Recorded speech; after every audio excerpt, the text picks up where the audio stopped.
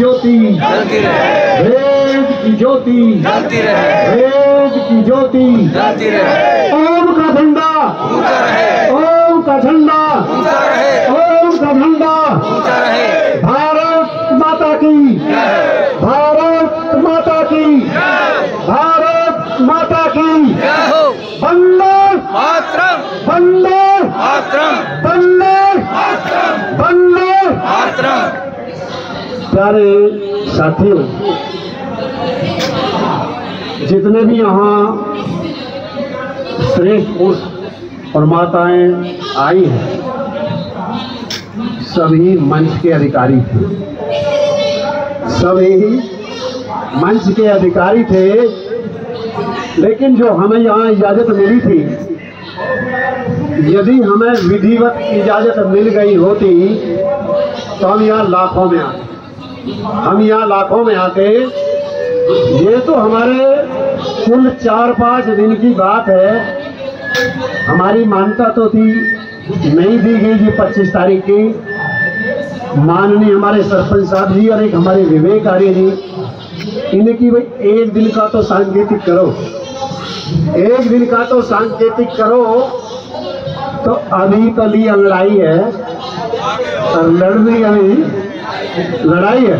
कुछ लोग बाबा को भ्रम है, कुछ भ्रम है, वो घर में रहते हैं, बाहर कम जाते हैं, तो कहते हैं आर्य समाज तो कम हो गई है। और जब वो आर्य समाज नेता है, आप देखेंगे क्लास के अंदर अध्यापक एक होता है और शिक्षक एक होता है, शिक्षार्थी अनेक होते हैं। तो आर्य समाज नेता है, आर्य समाजी नेता है। हमने जो ये कार्यक्रम किया है, मैं हर साथी का बहुत बहुत आभारी हूँ, बहुत बहुत ऋणी हूँ, जिन्होंने अपना इतना बहुमूल्य समय दिया है और यहाँ धूप में भी बैठे रहे हैं, नीचे भी बैठे रहे हैं। हम व्यवस्था चाहते थे, हम मजबूर थे, टेंट नहीं लगाने के लिए इजाजत नहीं थी। जो हमने कुर्सी की व्यवस्था करवाई थी, हमारे मंत्री जी ने बताया, उन्हें भी पुलिस टाके ले। तो जैसी व्यवस्था में हमारे व्यक्ति जितने आए, उन्हें भी बैठाने के लिए हमारे पास में व्यवस्था नहीं थी। तो ये तो मैं आपका आभारी हूँ, ऋणी हूँ और सदैव रहूँगा कि आपने देख क्या तपस्या की है, यहाँ आए हैं। अब जो हम आए हैं उसका प्रयोजन सुन लीजिए। मैं आगे भी विनती करता हूँ, आगे भी मैं विनती करता हूँ कि हमने मूल बात क्या मानी है कि वेद को राष्ट्रीय पुस्तक घोषित किया जाए। अब हमसे लोग बात प्रश्न करते हैं कि वेद को राष्ट्रीय पुस्तक घोषित क्यों किया जाए, तो हमने दूसरी बात लगा दी कि सत्यार्थ प्रकाश को पढ़ाया जाए। किसी आर्य समाजी जवाब देने की आवश्यकता नहीं है। जो ये पूछते हो कि वेद को क्यों लगाया जाए, तो सत्यार्थ प्रकाश पढ़ाया जाए। यदि किसी मुसलमान को आपत्ति है, किसी मुसलमान भाई को आपत्ति है, तो 14वां शब उल्लास पढ़ ले। किसी ईसाई को आपत्ति है तो 13वां पढ़ ले। किसी जैन बौद्ध को आपत्ति हो तो 12वां पढ़ ले। और ये जो हिंदू राष्ट्रवादी हैं, इन्हें आपत्ति हो तो 11वां पढ़ ले। अरे हमने वैदिक राष्ट्र की बात की है, और जब तक वैदिक राष्ट्र नहीं बनेगा, संसार और भारत सुखी नहीं हो सकता। हम ये बात करते हैं, विश्व कल्याण के एक और में विशेष बात की है। कहते हैं कि हम मांग करते हैं, हमारी 10 मांगे हैं, प्रधानमंत्री जी के जानी है। सबसे पहली मांग तो हमारी समान नागरिक संहिता की है, और इसमें भी मैं बता देना चाहता हूं, अभी हम केवल ये समझ रहे हैं कि मुसलमान मत के अंदर ही बेटियों के साथ अत्याचार होता है। लेकिन मैं आपको बता देना चाहता हूं, आपके हिंदू धर्म जिसे कहते हैं वो धर्म नहीं है, ना मुसलमान धर्म है, ना सिख धर्म है, ना ईसाई धर्म है। ये धर्म नहीं है। जो ये संप्रदाय है, इनके अंदर भी आज की तारीख में भी 4-5 लाख देवदासी है। 4-5 लाख देवदासी हैं जो मंदिरों में छोटी बच्चियों को, मैं क्या कहूँ, वैश्या से भी बंद करे, जिनके संतान तो होती है लेकिन पिता का पता नहीं होता है, तो हम उनकी आवाज उठाते हैं। प्रधानमंत्री या कोई सरकार केवल उनकी बात ना करे, उनकी भी बात करें जो इतनी लाख देवदासी हैं। कोई भी देवदासी इस भारत के अंदर नहीं हो सकती, इसके लिए राजानी सभा आवाज करती है। और आप देखेंगे कि विधान है कि 18 वर्ष से पूर्व लड़की की शादी नहीं हो सकती, लेकिन आज भी जैन समाज में 5-5, 6-6 साल की बेटियों को साध्वी बना दिया जाता है। क्यों? क्या होना चाहिए? नहीं होना चाहिए।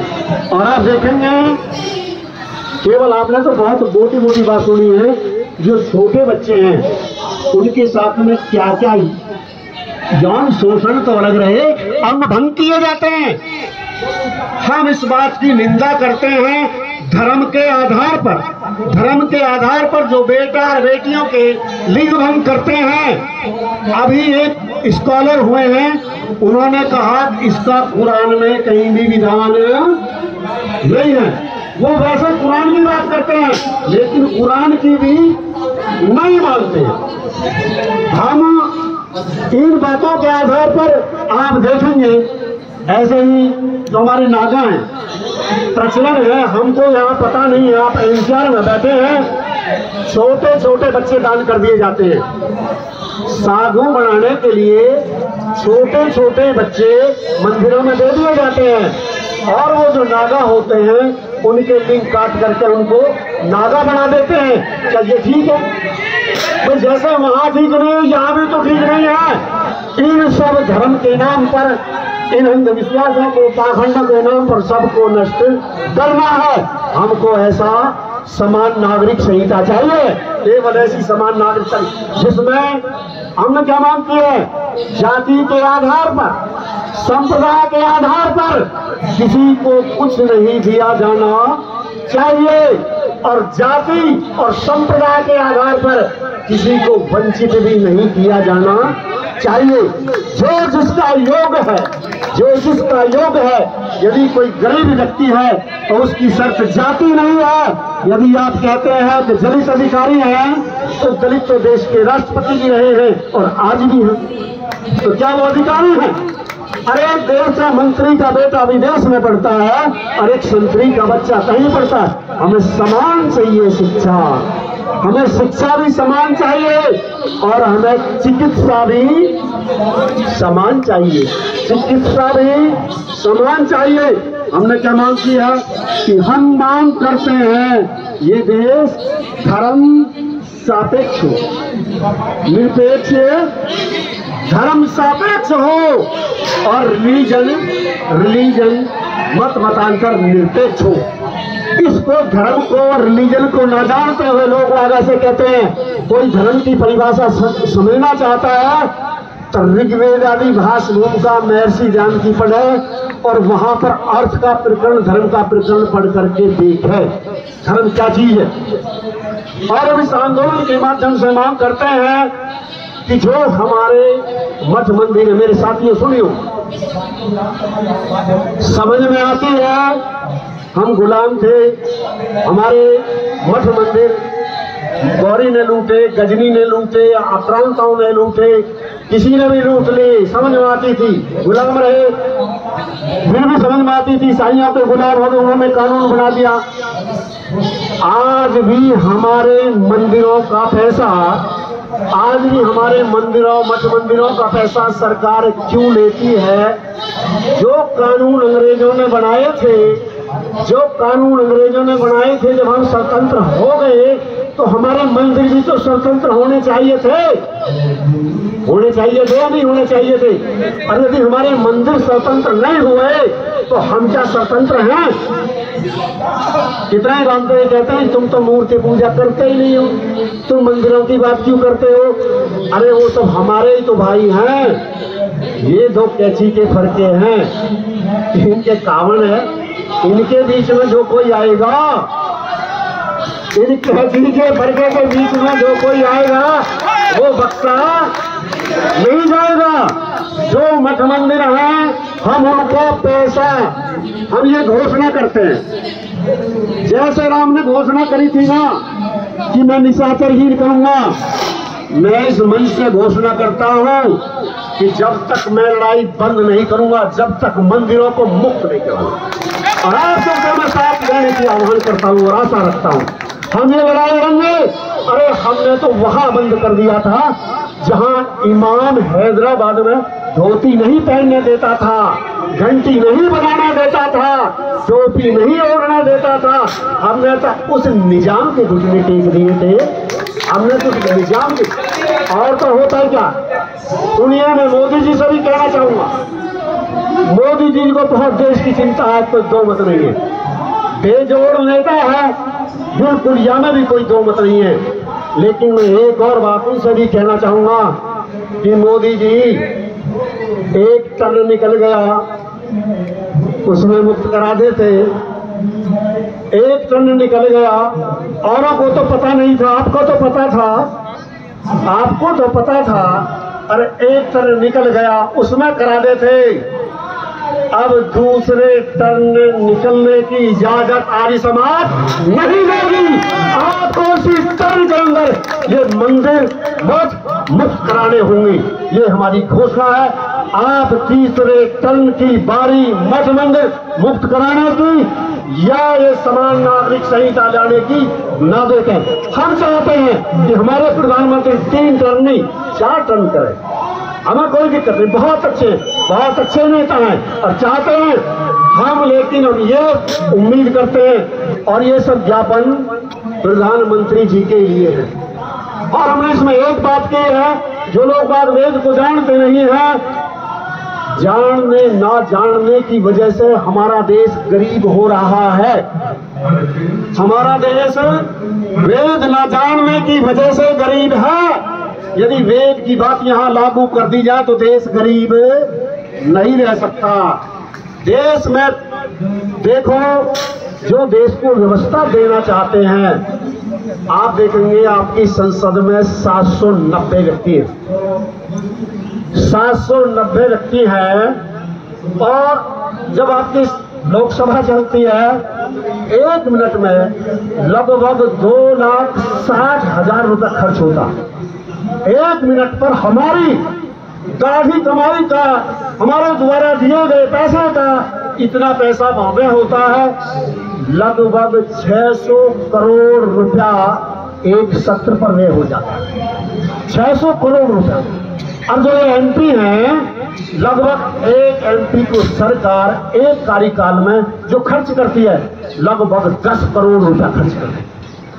इतना सरकारी। अब देखिए, मैं प्रधानमंत्री जी से पूछना चाहता हूं, जब आप एमपी के लिए मकान फ्री, इलाज फ्री, हवाई जहाज फ्री, सब कुछ फ्री, तेल भी फ्री, फिर भी 50,000 से 1 लाख करने की क्या आवश्यकता हो गई?